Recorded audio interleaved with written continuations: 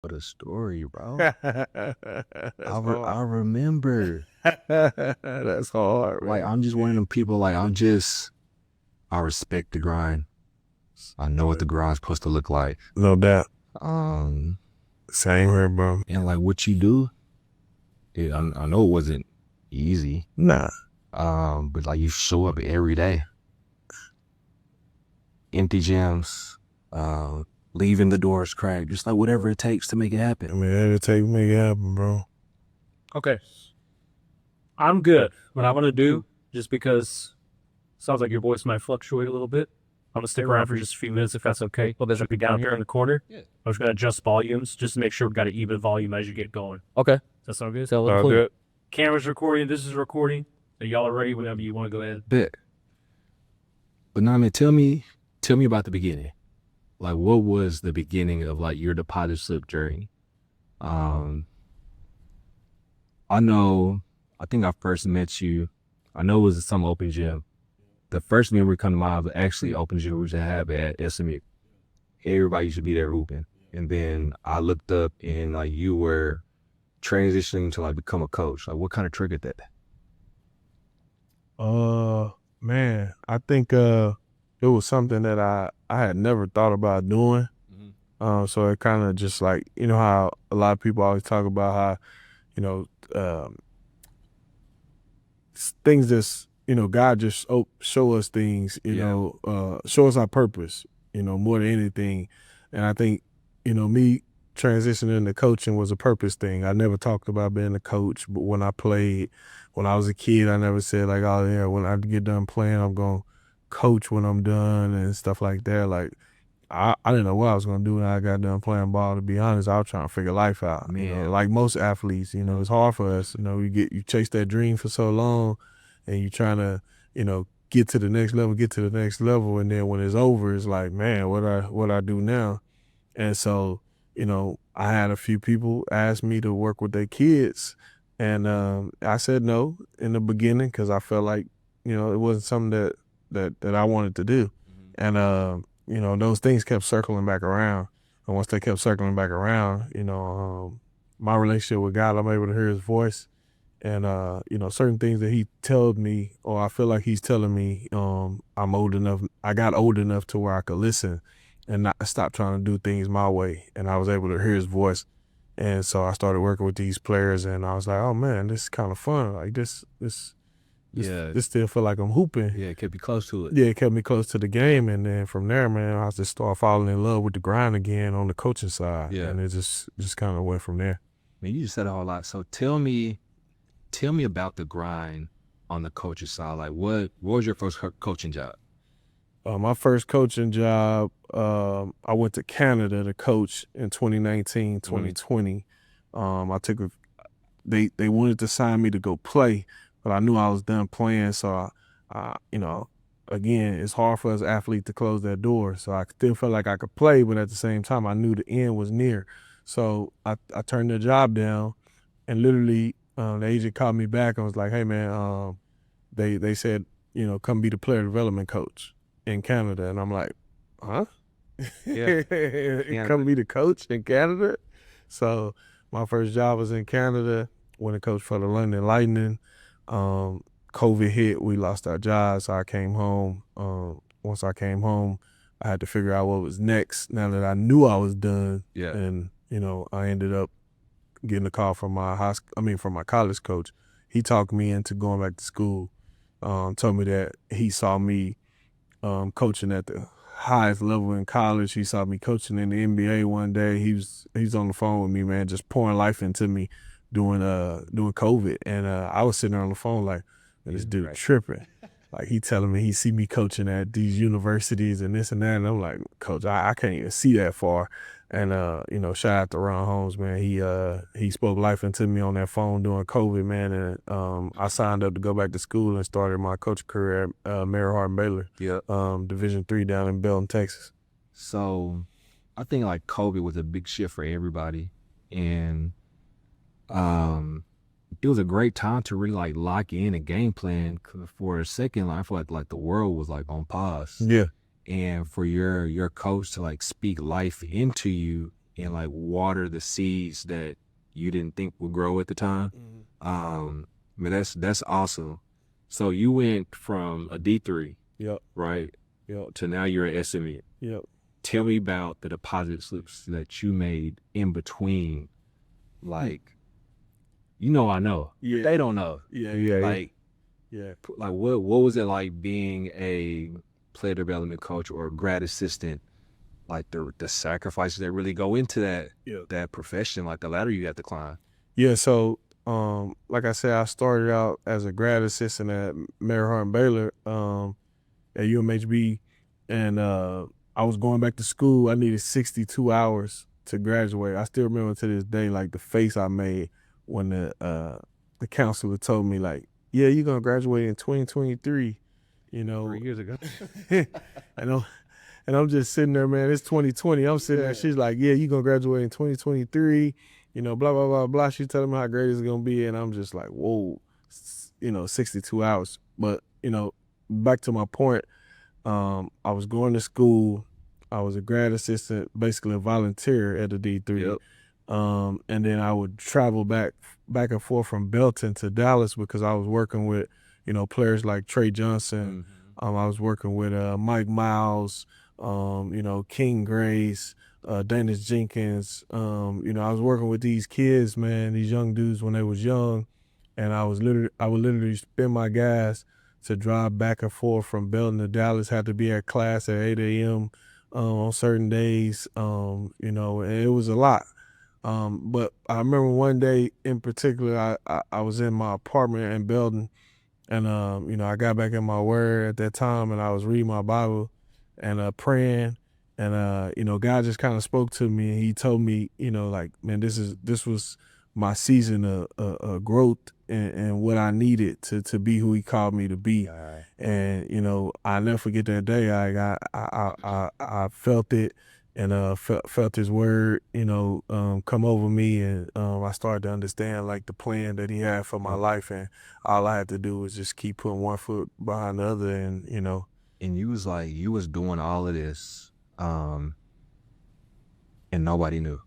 no, nobody, not especially the players. I mean, I show up to the gym and just have good energy and try to pour into them, and get them guys something that I felt like I didn't have when I was coming up, and be who I needed when I was younger. So, it wasn't my place to speak on what I was going through personally, but I also felt like man, as a coach, we here to serve. So, I was trying to just serve players and find how to help them improve and achieve they goals and their dreams, But I think, bro, that's what makes you special. That's a big reason why you're here, because nobody serves the way I've seen you serve. Like, I've seen you go above and beyond I and appreciate invest way more than anybody else normally would. Yeah. Not looking for $1. Like, you just there in that moment, pouring life into another kid the way your coach poured life into you. Yep.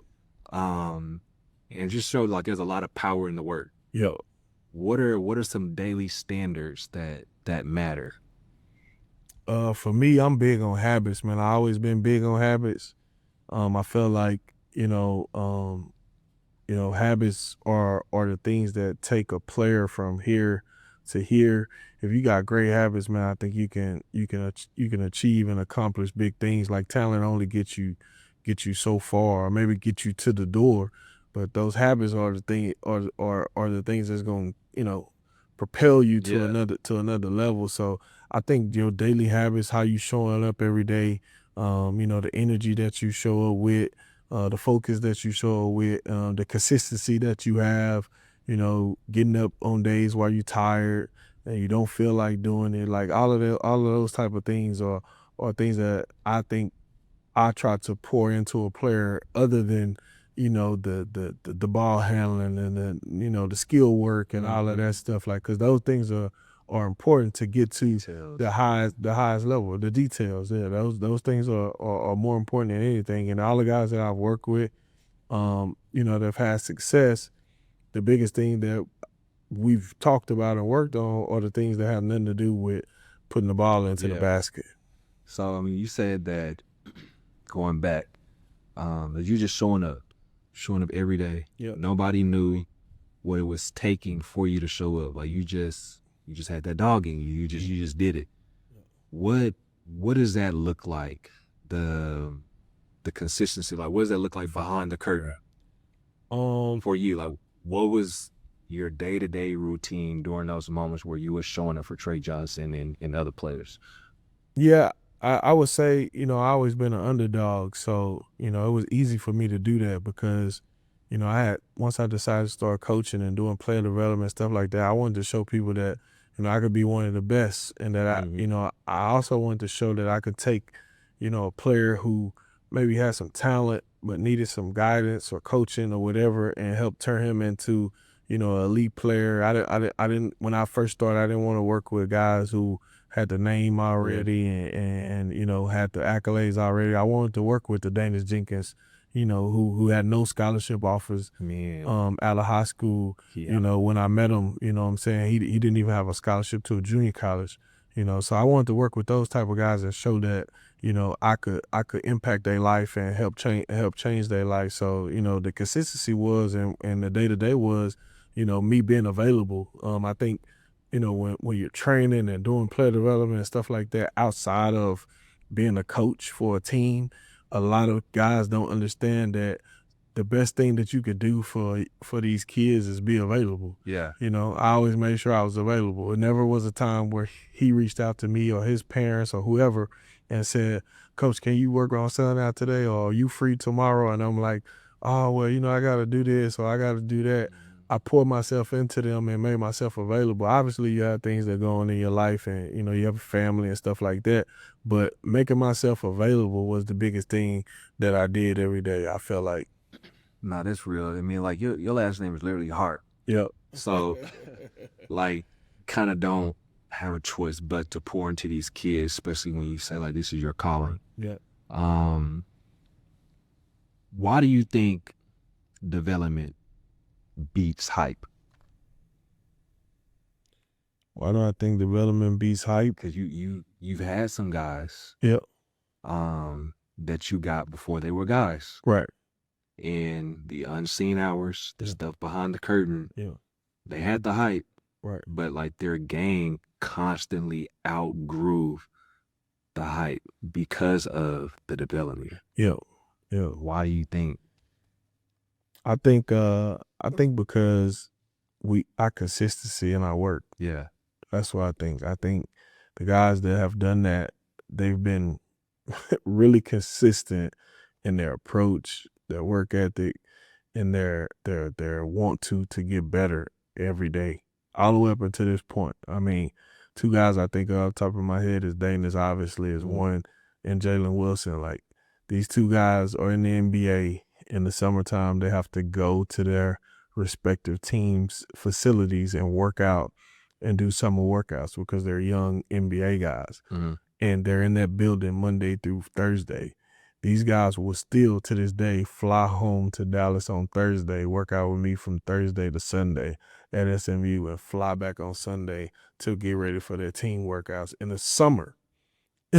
And they would do this consistently when most guys, especially get to their level, they're spending their weekend going to go travel and, with the girlfriend or whatever the case may be. But the dedication that these guys like that have, it didn't start when they got to Brooklyn or when they got to Detroit. It started years and years ago, when we were showing up at the same gym, working out every day. So, and I think that's like, that mirrors like what this is all about, like the positive. And people ask me, what is deposit slips? It's like a bank, bro. Like, you can't go to the bank and take any money out if you ain't putting nothing in there. Yeah, right. And certain things are just like time sensitive, and certain deposits collect interest. And like the Danis and the Jalen Wilsons, like I know their stories. Like they worked. And it was time to cash out. They didn't cash out. They kept working. And like doing the extra stuff. And now like he's that Cinderella story of the league. To us, but to him, he was working like he knew what was gonna happen anyway. And I think that's a big testament to you, your approach. Tell us more about what kind of goes on in your training sessions. I see you doing a lot of teaching. What give us the inside scoop just a little bit. I don't like to give out all my sauce.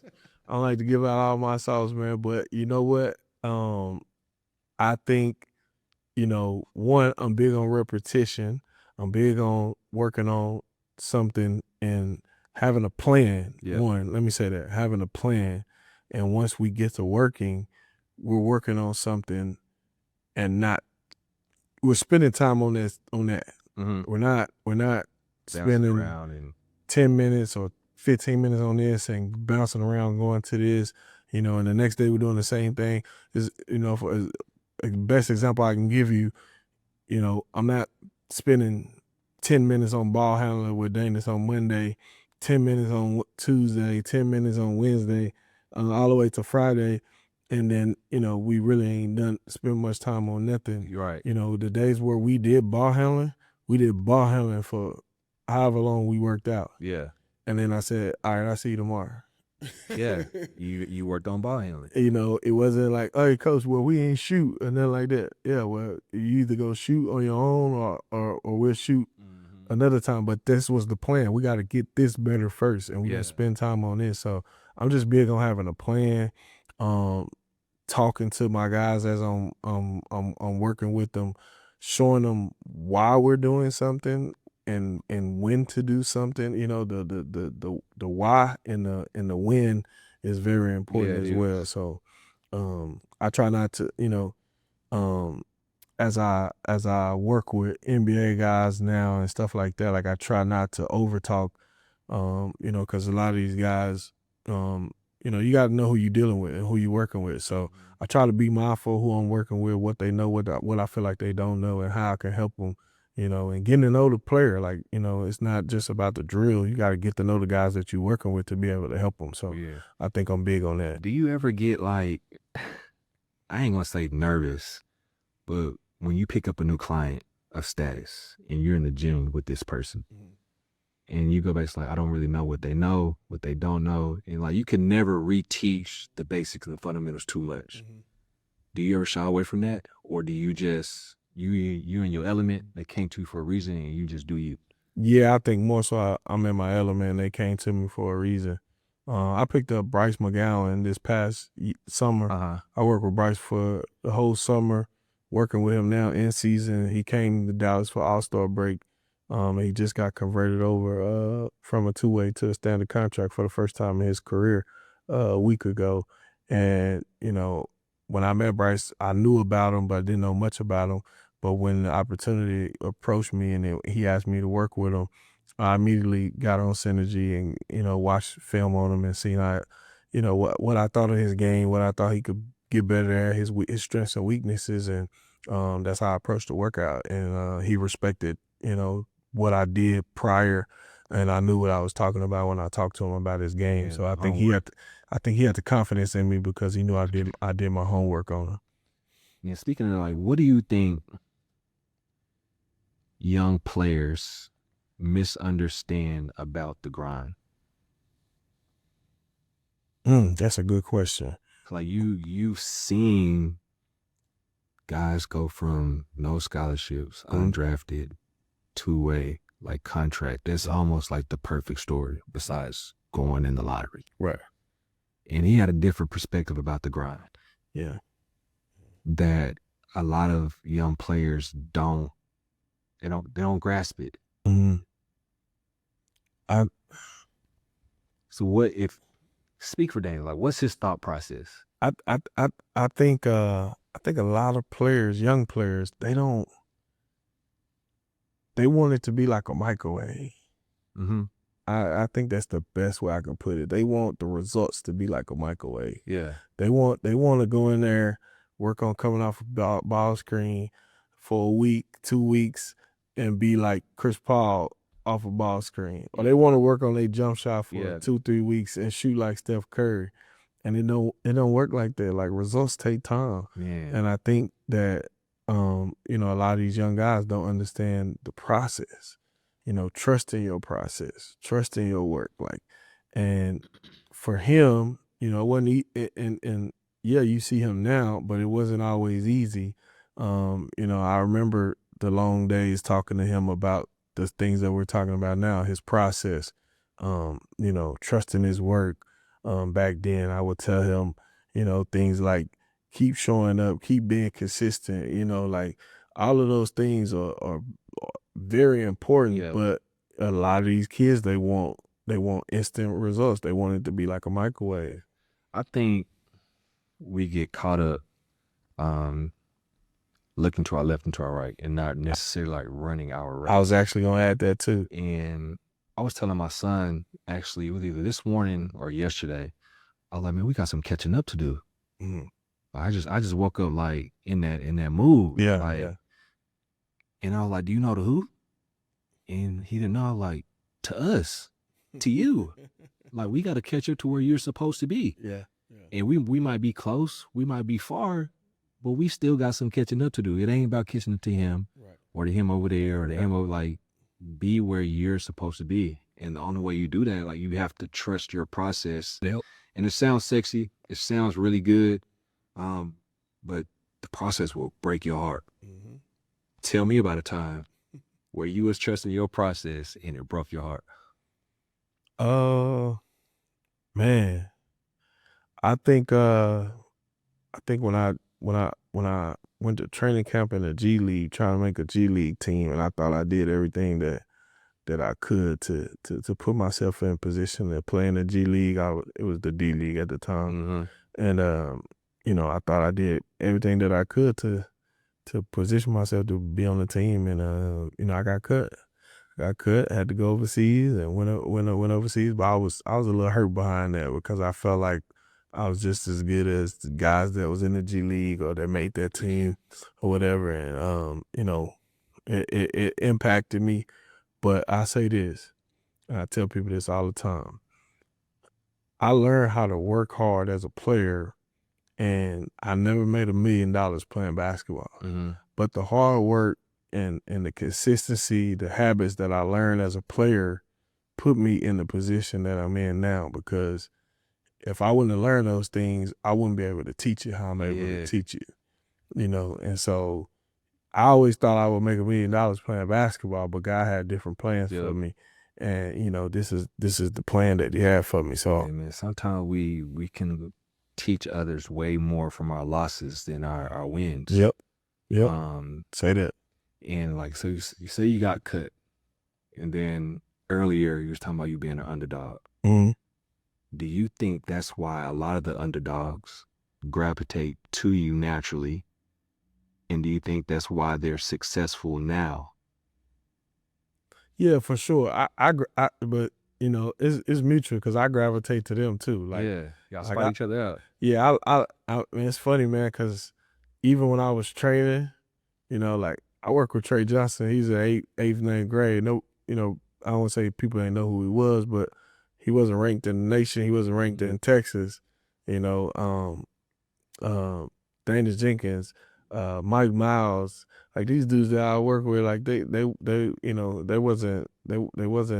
were underdogs per se. Jalen Wilson, they were underdogs. And then even when I got to college, you know, my first Division I job at Kansas State, I was a grad assistant, Marquise Noel. You know, nobody knew who he was as a point guard in the country, and he went from underdog to being, you know, Bob Cousy Award winner, the best point guard in the country.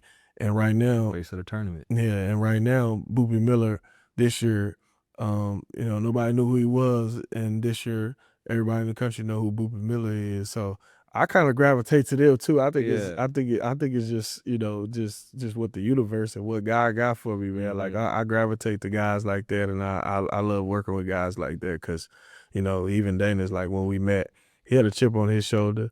I had a chip on mine, and you know, it was something that we could relate to and talk about, and I feel like I could help him with. Yeah, I think that chip is so important, man. Like you don't make it far in anything like without a chip. Like you have to wake up pissed off to be great every day. If you don't wake up pissed off to be great, you better be pissed off by lunchtime. Yeah. Like, it gotta hit you at some point throughout the Yeah. day, to hit that, to run through that brick wall that's gonna be there. It might be yourself, it might be a challenge. Mm-hmm. I remember your time at K-State as a GA. Mm-hmm. Being a GA, I think it's a slept-on position. Y'all do a lot. Yeah. And I think being a great GA is not necessarily its value. Mm-hmm. I think it's value, Mm-hmm. but if you're a great GA, you're almost that 5th, 4th assistant coach for free. Yeah. Low key. Yeah. And when you show up consistently every day and like they know what they're gonna get out of you, I think sometimes just naturally people don't value that. Mm-hmm. Tell me about the GA grind. Man, the GA grind is it's a grind. It's exactly what it is, man. I think I learned a lot about myself in the year in the GA. I learned a lot about the business. Yeah. The year I was a GA, it was hard. In the beginning, it was definitely hard. But throughout the year, it was hard and doable, but hard. And the reason why I say that is because, like you said, being a GA, bro, you're doing a lot of selfless work that nobody's gonna come up to you and pat you on your back and say, "Hey, Jay Hartman, you're doing a great job, man. You're doing a heck of a job."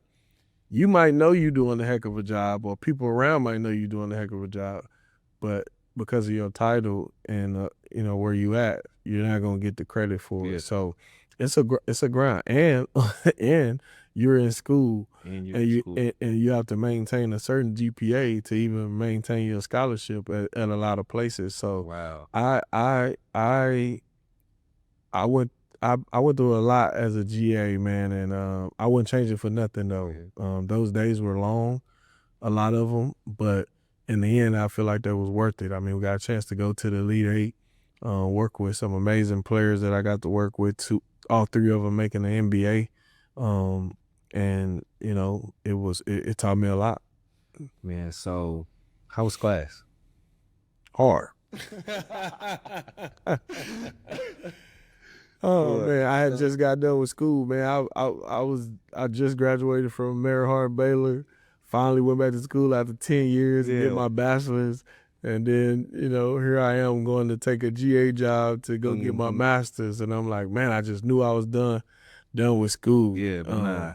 So I think that is another deposit that you made, a sacrifice, because GAs, like, they're not. I know the salary part about that grind. Mm-hmm. And you have a family. Mm-hmm. Tell me about that support system and like how wifey was okay holding things down while you wanted to, just go support your dreams and, secure better for yourself. What part did she play in this? Yeah, my wife played a big part.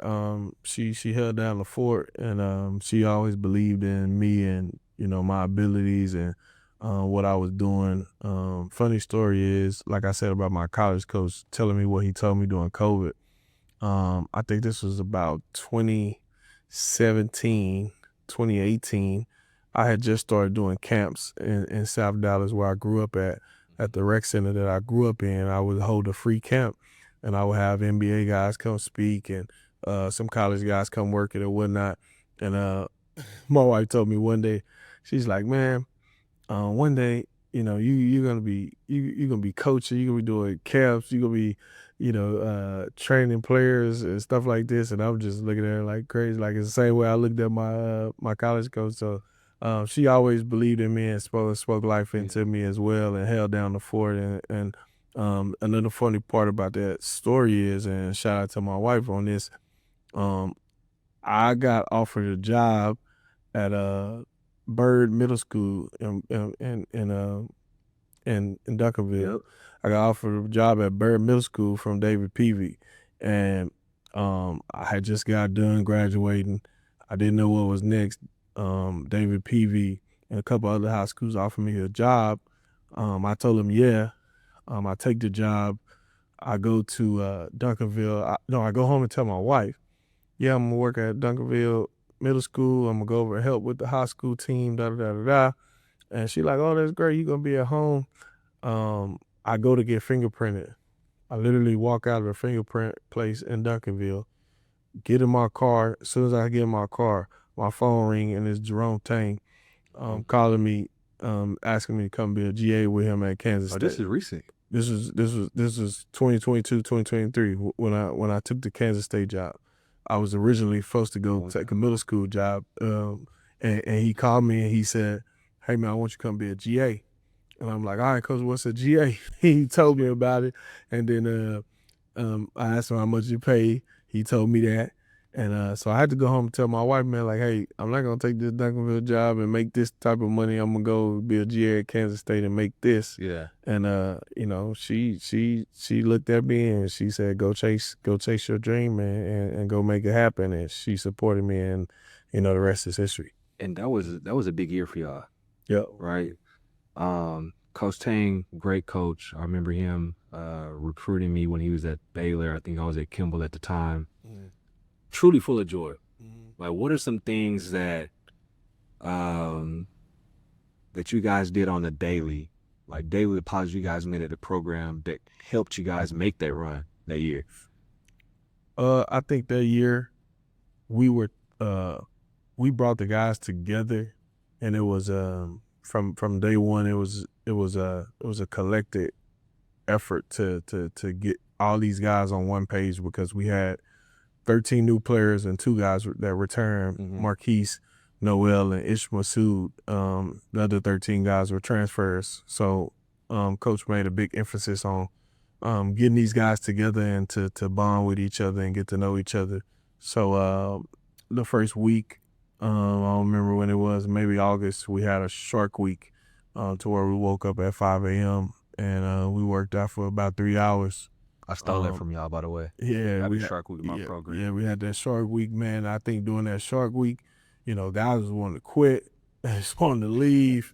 There was all kinds of stuff going on, man, during that week, bro. And we up at 5 a.m. and them guys, that week, man, it sped up so much time. Like, brought them dudes together. Yeah, you spent so much time together. Y'all were going through hard things together. Yeah, and I think going through those hard things together brought them closer.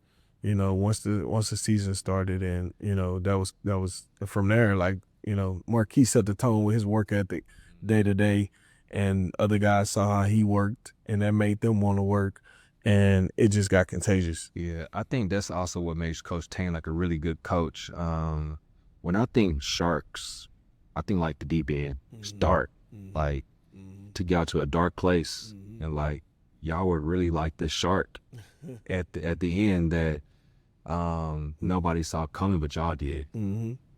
Tell me about like what makes a good Division I player? What makes a good Division I player? I think what makes a good Division I player is someone who obviously has the intangibles that can pass, dribble, and shoot. You you will want someone with nice size, but size is not the end all be all. I think having a high basketball IQ makes a Division I player. The love for the game makes a Division I player. You got to have a guy that loves the game and genuinely loves the game, and not what just comes with it. And someone that gonna be an everyday guy and coachable. I think those attributes, are things that creates a Division I player. When you say like love the game, expound on that a little bit. What does that mean? What does that look like? Loving the game means, you love it unconditionally. Because when you got unconditional love, obviously we all know, like, our mothers give us unconditional love. Yeah. They love us, through our ups, through our downs, through our shortcomings. And that's how you got to love the game of basketball to be successful. When things not going your way, when shots not falling, minutes, you're not playing as much as you think you might play, the season not going the way you want it to go. Can you still show up? Can you still be consistent with your habits. All of those things are contributing to loving the game. Do you watch the game? Yeah. Do you eat, sleep, and crap the game? Yep. You know what I'm saying? I think that's what it's about. If you're really trying to be on the level that most guys try to make, and that's that 1% in the NBA. So like you've been with 5 stars before they were 5 stars. You've helped guys secure first contracts, convert contracts. Where do you think most prospects fall short? Easy. They're mental. Yeah. They're mental. I think I'm really big on teaching the mental part of how to be successful in basketball than the physical, because even when my era, guys that I grew up with, that I won't name, I've seen really, really talented guys not make it. And when I was coming up, I used to wonder, like, man, what's wrong with this dude? Like, he's so cold, but he can't get to where he need to get to. And I wasn't understanding that he couldn't get to where he needed to get to because he didn't have the right people around him to help him with his mind. Man. And I think that mental part, man, it plays such a big factor on if you're going to make it and if you're not. So the mental. I think that's, you already said 2 things, but that's my next question. What are 3, if you had a list of 3 things a prospect should not do, or why a prospect wouldn't make it, what would those 3 things be? We said mental, your circle, the people around you. Yup. What do you think the other thing would be? Your mental, your circle. I think the other thing is your dedication. Dedication? Yeah. Yeah, gotta want it. Yeah, you got to want it. You gotta want it, man. They don't want you back. Yep. And you got to want it more than somebody else may want it for you. Man, I think that'd be hard sometimes. Be real hard. I think that kind of taps into like the mental health, the emotional intelligence. Can you like take yourself to that point, the dedication, the deposit slips, the sacrifice, like you said, and like want it at that same level than as a person to believe in you. And it'd be pressure on some kids. I mean, not just kids, teens, grown men, coaches. Yep. Like it, I think that's a tough challenge. Transitioning to SMU basketball.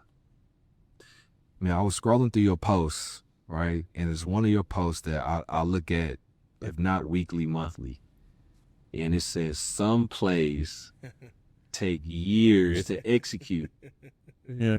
But not everybody is willing to wait it out, to keep knocking at that door, to making that drive, to make those deposits. What does it mean to you, bro? Like to be back at the crib, having an influence, like doing what you do, doing what you love. Man, honestly, I wake up every day. I tell my wife all the time. She probably tired of hearing me say it. I wake up all the time, man, and ask my wife, like, man, I got to be dreaming. And she be like, well, what you mean you dreaming? And I'm like, man, I'm coaching at home. Man. I'm coaching at SMU and the ACC at the highest level. My family can come watch me coach, see us play.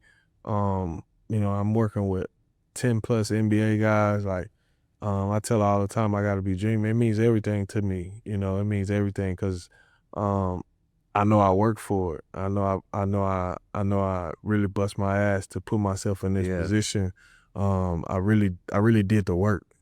That's what I always say. Like, I did the work. Yeah. And I'm nowhere where I want to be, but I've came a long way. I know I'm nowhere where I was. Yeah. And to know that I put the work in and I did the work to get in this position means everything to me. And I wear that on my sleeve. And I'm really grateful for Coach Andy putting me in this position and giving me opportunity to be home and represent the city, represent this university. It means everything to me. Yeah, no, that's definitely one hire he got right. And everybody was kind of curious, is like wondering, but like you're definitely like the right magnet for that spot. I appreciate you. Bro, I remember, and it wasn't that long ago, you wasn't homeless, but you was gymless. You was gym like you Danis, Brandon Ray, you and just all the guys you work with. Yep. And now like you have SMU. Anytime you want.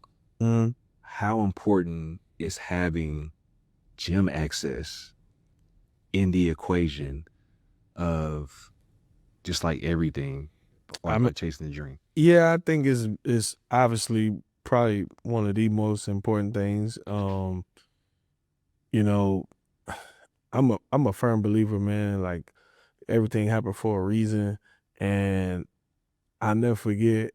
I started when Nipsey Hussle passed. When Nipsey Hussle passed, I leaned into him a lot and tried to learn about him because when he passed is when I heard about the things that he was doing in his community.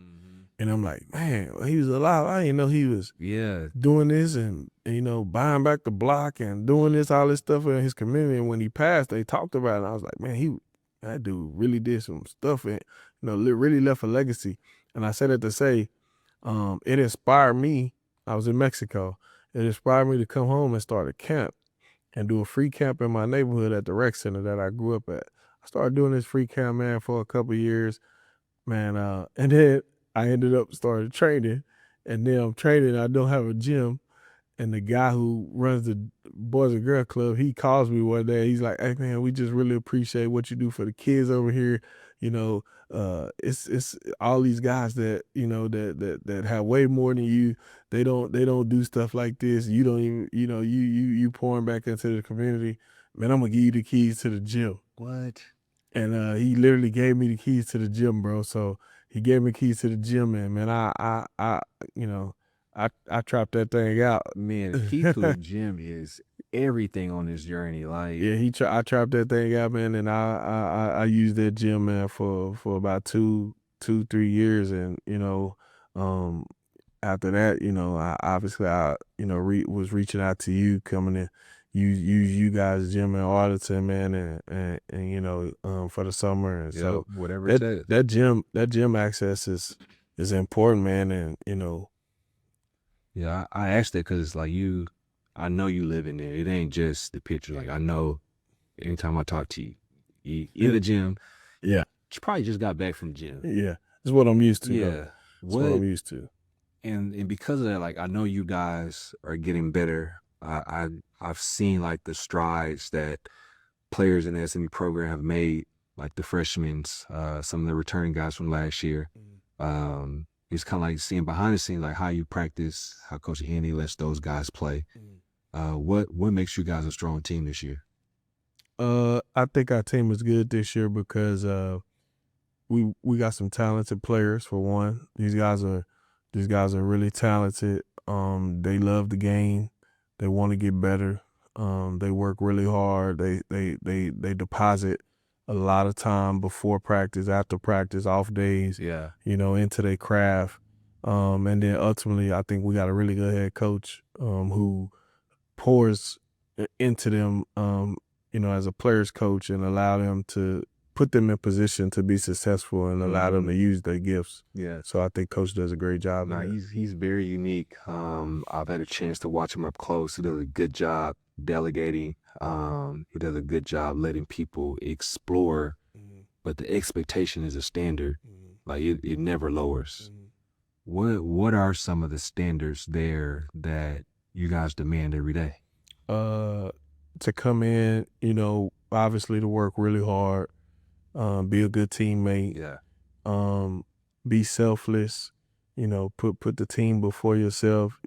Obviously guys have individual goals, but we try to teach these guys that, if we win, everybody gets what they want. If we lose, nobody gets nothing. Nobody gets nothing. So those are some of the standards that we live by, and Coach kind of set, not being selfish, putting the team first, all of those type of things, and being prideful about, playing for the city of Dallas. Yeah. I got a chance to do something really special this year. They ain't been done in a long time at SMU. Like this, make the tourney, not just make the tourney, but like win a game. Great squad, have all the intangibles, the pieces, great staff, and you feel yourself getting close to that moment. But that's because of deposits that was made in the off season, before practice, late at night, on the weekends. Tell me more about like that, like the commitment level of the program. The commitment level been high. It's been really high from our staff to our players. Like I said, man, these guys since the summertime have worked their butts off. They came in and did everything that we asked them to do and beyond. Our coaching staff works extremely hard as well, and we put ourselves in position to be right where we need to be. We got a big one tomorrow against Miami, and a ranked team that's ranked 22nd in the country. Is our last home game on senior night, so the expectations is high, the vibes is high, so we're just looking to go out there tomorrow, play as hard as we can, and share the basketball and see where we at. But we right there to reach one of those goals that we set out to reach. Nah, definitely. Circling back to players you develop, and to players that may be watching this, why do certain players plateau? Why do certain players climb? I think certain players plateau when they stop seeking knowledge and stop seeking development. And again, that goes with the mental. I think that mental piece is the separator. If your mind right and your mind is focused on the right things, or you got the right people around you telling you the right things that you need to be hearing. A lot of guys plateau. Another reason why a lot of guys plateau is because somebody next to them is telling them like, man, they the greatest, and they gonna be this and they gonna be that, and they still got work to do. So having the right people around you, man, and having the right mindset and approach is key. So I would say make sure your mind is right. Is there ever a such thing on this journey of being done with your work or not having any work to do? Nah. Don't stop doing it. Nah, it's always something. It's always something you can improve on, man. Whether you're a player or a coach, it's always something that you can improve on, man. The day you stop learning is the day you stop living. Speaking of at SMU, you handle a lot of the recruitment. What makes a student athlete at SMU, very prestigious university, first of all? What makes them a recruitable athlete there? What's something that y'all are looking for? If I feel like I'm one of the top players in the city, and I'm like, damn, like, shit, SMU ain't calling me, like, there's a reason why. Right. What's the reason? I think we want, high character kids, high character young men who, obviously, can play and do the things that we need them to do to be competitive at the high major level. You also want guys that's gonna be, pillars in the community. Guys that's gonna represent the university in the right way, in the right manner. And then I think, for me, I want guys to come to SMU that's from Dallas that want to represent our city, because I'm from this city is important to me. So I want guys that from this city where it's important to them to help put this city on the map, to put this university on the map in a way that it haven't been ever before. And that's the expectation for me. I want to get SMU to a Final Four one day and do it with some guys that's from Dallas. And so those are the type of players that I want to recruit. I think SMU checks off all the boxes. Great campus, great arena, get a great education. You're in the ACC now. Do you think SMU is still slept on by some of the better local talent? Yeah, I wouldn't say slept on, but I would say we're still fighting perception. Yeah. So, you SMU have been in, I don't know on top of my head, but they've been in a few different conferences. Mm-hmm. Been in the mid-major conference for a long time. Obviously, back in the 80s, Napoleon Express, they was in the high major conference, and they had what had happened with those guys with the death penalty and whatnot. So that it took 30 years to bounce back from that. But now you're fighting the perception of not having a lot of history, and you had some. You don't get that twisted. Like SMU has some great players come through there and play there, but the steady, sustained history being in one conference and doing all these things, but they've been in the WAC, they've been in Conference USA, they've been in Southwest American. Conference, American, so it hasn't been nothing concrete. And I think that kind of you're fighting perception with a lot of players. So us being in ACC, having success in year one, going 24-11, barely missing the NCAA tournament this year, having the opportunity to be in the field, I think will bode well for us in recruiting and people in that perception. Y'all got a few Texas kids on the roster. Some right here from the Metroplex. How are they liking their experience? And like they're freshmen in a super high major conference. And sometimes you got to wait and get better and keep making those deposits. Speak on that experience. I think it's been good. All 5 of our freshmen, man, they work really hard.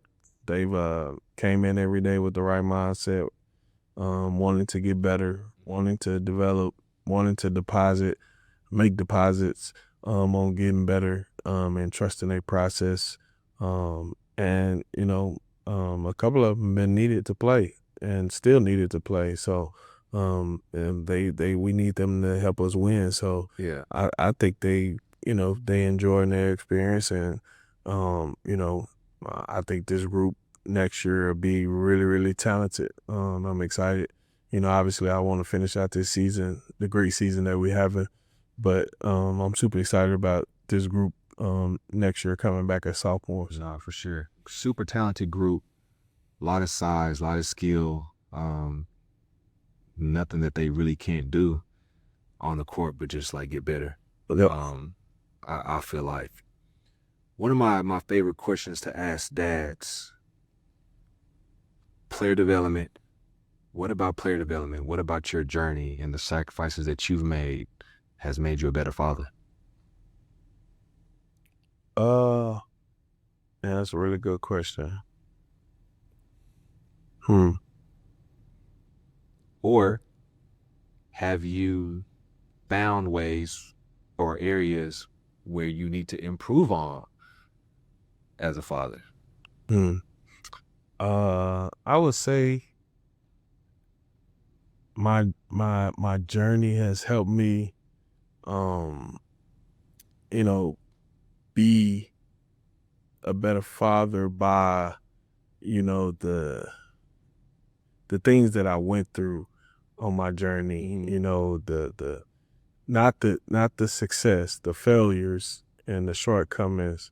Now, my daughters are athletes, so I'm able to bond with them and talk to them about how to deal with those type of things, and how to, whether it's volleyball or basketball, bond with them in a different way. Also while helping them learn, and stuff like that. So I think my journey has helped me, reach my kids the way that I want to reach them, and obviously use sport to reach them. No, that's real.